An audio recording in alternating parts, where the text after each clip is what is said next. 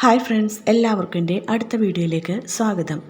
ഇന്ന് നമുക്ക് റോസ് പ്ലാന്റിന് മഴക്കാലത്ത് കൊടുക്കാവുന്ന ഏറ്റവും നല്ല വളവും അതിൻ്റെ പരിചരണവും എങ്ങനെയെന്നെല്ലാം നമുക്കൊന്ന് നോക്കാം.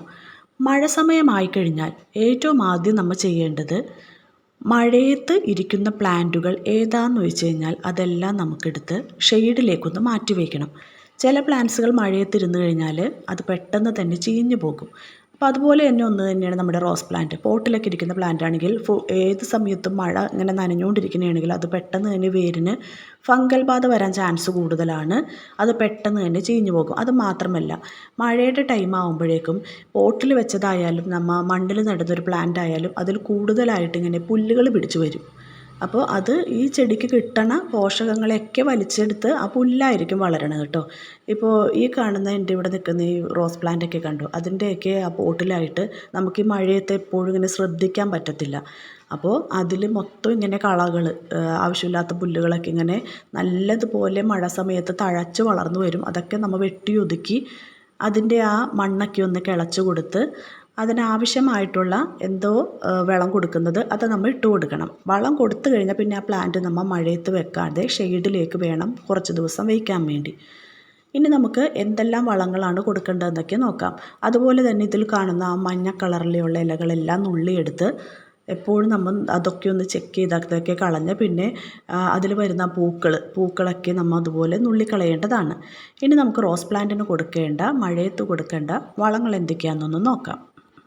മഴക്കാലത്ത് റോസ് ചെടികളുടെ വേരുകൾക്ക് കേടുപാടുകൾ വരാതിരിക്കാൻ നമ്മൾ ശ്രദ്ധയോടെ വേണം വളങ്ങൾ നൽകാൻ. മഴവെള്ളം നന്നായി വാർന്നു പോകുന്ന മണ്ണിലായിരിക്കണം ചെടി നിൽക്കുന്നതെന്ന് നമ്മൾ ഉറപ്പാക്കണം കേട്ടോ. മഴക്കാലത്ത് റോസ് ചെടികൾക്ക് നൽകാൻ ഏറ്റവും അനുയോജ്യമായ വളങ്ങൾ എന്തെല്ലാം നോക്കിയാലോ. വേപ്പിൻ പിണ്ണാക്ക്. മഴക്കാലത്തുണ്ടാകുന്ന ഫംഗസ് ബാധ തടയാനും വേരുകളെ സംരക്ഷിക്കാനും വേപ്പിൻ പിണ്ണാക്ക് പൊടിച്ച് മണ്ണിൽ ചേർക്കുന്നത് വളരെ നല്ലതാണ്. ഓർഗാനിക് കമ്പോസ്റ്റ് അല്ലെങ്കിൽ ചാണകപ്പൊടി കൊടുക്കാം.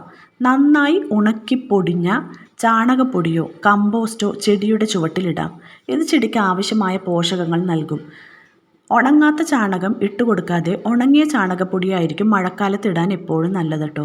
ഉണങ്ങാത്ത ചാണകമാണെങ്കിൽ അതിൽ ഒച്ചുകൾ വരാൻ വളരെ കൂടുതൽ ചാൻസ് കൂടുതലാണ്. ഇത് ഈർപ്പം നിലനിൽക്കണ കാരണം ഒച്ചുകളൊക്കെ അതിൽ വന്നിരുന്നാൽ ആ ചെടി അങ്ങനെ തന്നെ നശിച്ചു പോകുവേ.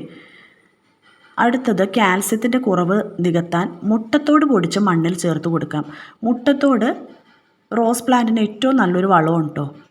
മഴക്കാലത്ത് ചെടികളിൽ ഉണ്ടാകുന്ന വേര് ചീയൽ പോലുള്ള രോഗങ്ങൾ തടയാൻ ട്രൈക്കോഡെർമ മിശ്രിതം മണ്ണിൽ ചേർക്കുന്നത് നല്ലതാണ്. മഴ ശക്തമായി പെയ്യുമ്പോൾ രാസവളങ്ങൾ നൽകരുത്. കാരണം വളങ്ങൾ മഴവെള്ളത്തിൽ ഒലിച്ചു പോകുന്നത് കൊണ്ടാണ് രാസവളങ്ങൾ കൊടുക്കരുതെന്ന് പറയുന്നത്. ചെടിച്ചട്ടിയിൽ വെള്ളം കെട്ടി നിൽക്കാതെ ഡ്രൈനേജ് ഹോൾ ഓപ്പൺ ആണോ എന്ന് ഉറപ്പുവരുത്തണം. ഇലകളിലുണ്ടാകുന്ന കറുത്ത പുള്ളിരോഗം തടയാൻ ഓർഗാനിക് കീടനാശിനികൾ അല്ലെങ്കിൽ വേപ്പെണ്ണ മിശ്രിതം സ്പ്രേ ചെയ്ത് കൊടുക്കാം. ഇതെല്ലാം നമ്മൾ കൊടുക്കുകയാണെങ്കിൽ ആ പ്ലാന്റിനെ എടുത്ത് ഷെയ്ഡിലോട്ട് കുറച്ച് ദിവസം മാറ്റി വെച്ചതിന് ശേഷം മാത്രമേ കൊടുക്കാൻ പാടുള്ളൂ. അല്ലാതെ ഏതൊരു വളം നമ്മൾ പ്ലാന്റിന് മഴയുടെ സമയത്ത് കൊടുത്തിട്ട് ആ പ്ലാന്റ് എടുത്ത് മഴയത്ത് തന്നെ വെക്കണമെങ്കിൽ മഴ പെയ്ത് അതങ്ങനെ പോവത്തേ ഉള്ളൂ. അപ്പോൾ നമ്മൾ അത് ഷെയ്ഡിലേക്ക് കുറച്ച് ദിവസം മാറ്റി വെച്ചാലേ ആ ചെടിക്ക് അത് കൊടുത്തത് കൊണ്ടുള്ള ഗുണം ഉണ്ടാവത്തുള്ളൂ. അതുപോലെ തന്നെ പ്രൂണിങ്. മഴയുടെ സമയത്ത് റോസ് പ്ലാന്റ് പ്രൂൺ ചെയ്ത് കൊടുക്കുന്നതായിരിക്കും നല്ലത്.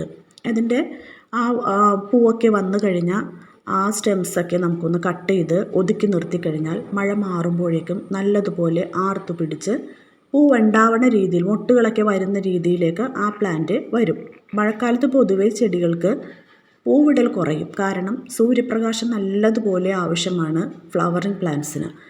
അപ്പോൾ പൂവിടൽ കുറയുന്നത് കാരണം നമുക്ക് ആ ടൈമിൽ പ്രൂൺ ചെയ്ത് നിർത്താം. പ്രൂൺ ചെയ്ത് കഴിഞ്ഞാൽ ഇപ്പോൾ കട്ട് ചെയ്ത് കഴിഞ്ഞാലും ആ ചെടീനെ നമ്മൾ ഒരിക്കലും മഴ കൊള്ളണ ഭാഗത്ത് വെക്കരുത്. കാരണം കട്ട് ചെയ്ത ആ പോർഷനിൽ വെള്ളം ഇറങ്ങി ചെടി ചീഞ്ഞു പോകുമായിരിക്കും സ്റ്റെംസൊക്കെ.